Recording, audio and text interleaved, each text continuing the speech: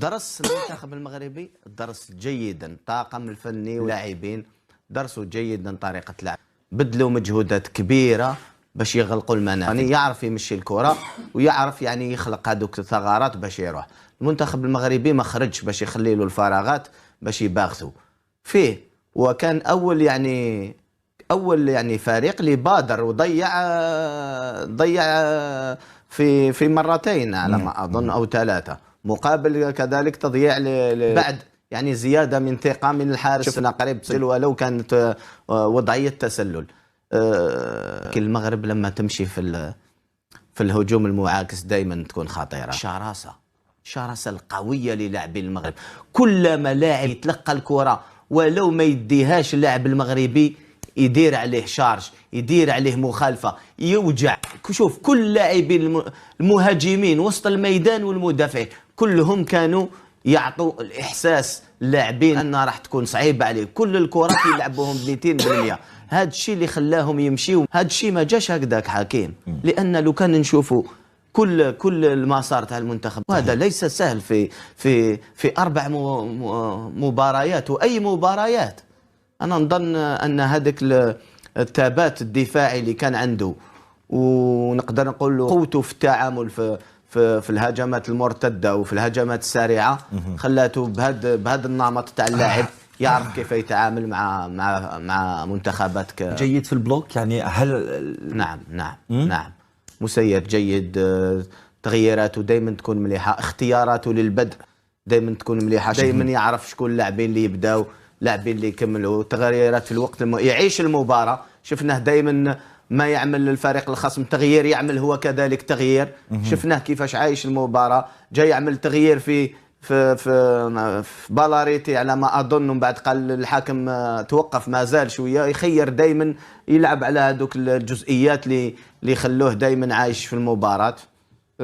هذه هي. انا نظن اليوم قدموا مستوى جماعيا وفرديا كبير، خلاهم يفوزوا يعني بجدارة. قبل اللقاء قلنا أن المواجهة تكون يعني صعبة خاصة على الفريق المغربي، اللي قلنا لازم يقدر يحدث المفاجأة، ولكن بشرط قلنا البارح ألا يستقبل أهداف، لأن في هذه الحالة حكيم لما تلعب على منافس أقوى منك نوعا ما، كلما الوقت يمر انت تربح ثقة وهو يخسر من ثقة تاعو. وشفنا كيف يعني المنتخب المغربي قعد صامد وما حبش يخرج. شفت نعطيك مثل، انت قناص سنايبر، لو يخرج يكشف نفسه خلاص عليه مات، ولو هو في كل ضربة يصيب.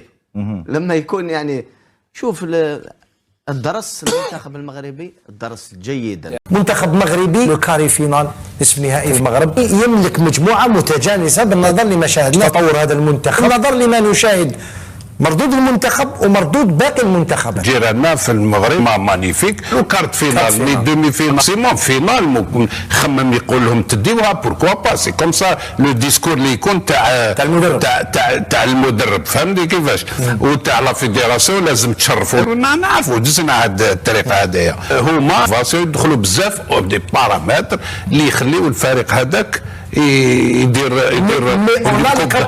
ولكن كي نقول تحضر سا فو دير كو توجد فريق يكون قوي، باسكو كوب دي موند سي نوتر ايتاب اللي تطلع راح تلعب مع دي ناسيون بوكو بلوز امبورطونت اوسي فهمني. انه حضر اللاعبين جيدا من الناحيه الفنيه خاصه، من الناحيه التكتيكيه كذلك اثناء المقابله، لانه قرا مليح المقابله بلي عرف كيف يتعامل، وخرج من 4-3-3 رجع الى 5 تقريبا 4-1 كبيفو اللي كان يلعب عليه باش يضيع الوقت اكثر. دائما ما يروح في اللاكس تاع رجع شويه للوراء باش يكونوا 3 مدافعين.